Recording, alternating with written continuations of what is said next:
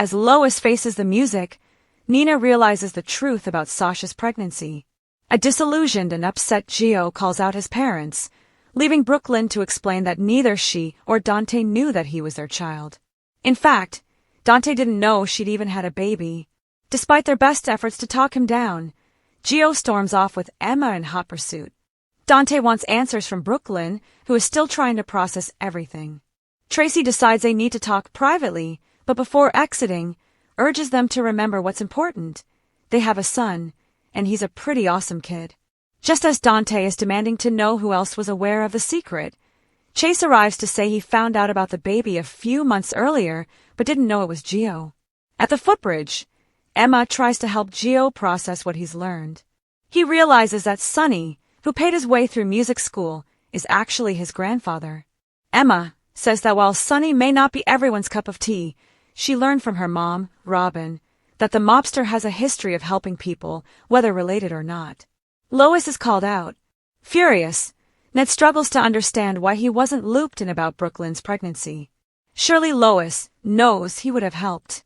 But Lois points out that the Quartermaines likely would have wanted to claim Gio. By handing the baby over to her cousin, Lois was able to keep an eye on him and knew that he would be raised in a loving community. No sooner has Ned finished with Lois than a member of that loving Bensonhurst community comes in wanting her piece of Lois. How, Olivia asks, could she possibly have kept her in the dark about this?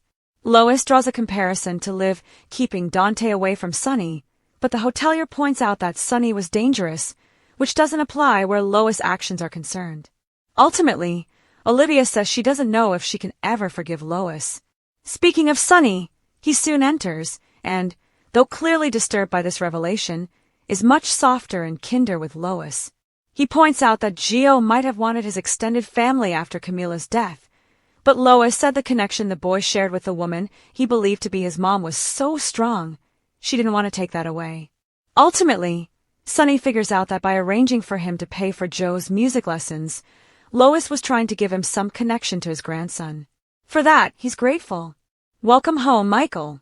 Michael catches up with his family, telling Carly, Joss and Sasha that even if he did skip out on his treatment early, he knew he had to come home to fight for his children. Their conversation is interrupted by Mac, who has been sent by Drew and Willow to investigate Amelia's kidnapping.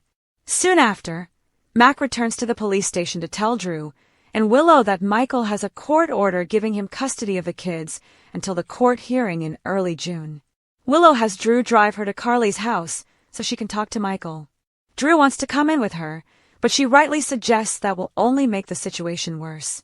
As she approaches the door, Michael opens it and the two come face to face. Nina does the math. Over wine at the Brown Dog, Maxie and Nina discuss the upcoming custody fight. Maxie wonders if Nina would go so far as to reveal her own affair with Drew if it would get him out of Willow's life. Talk soon turns to Sasha and her baby. When the topic of Jason's protectiveness comes up, a look crosses Nina's face. Once Maxie leaves, Nina sidles up to the bartender and begins asking him questions about the night Sasha, on whom he had a crush, came in and got drunk. Although the bartender insists he's not one to gossip, she manages to change his tune with a healthy tip. Looking at a picture of Jason, the barkeep says that's not the guy Sasha left with. But when Nina shows him a picture of Michael, the bartender confirms they had their hands all over one another and left together. On the next General Hospital, Dante questions Lulu's motives, and Willow fears the worst.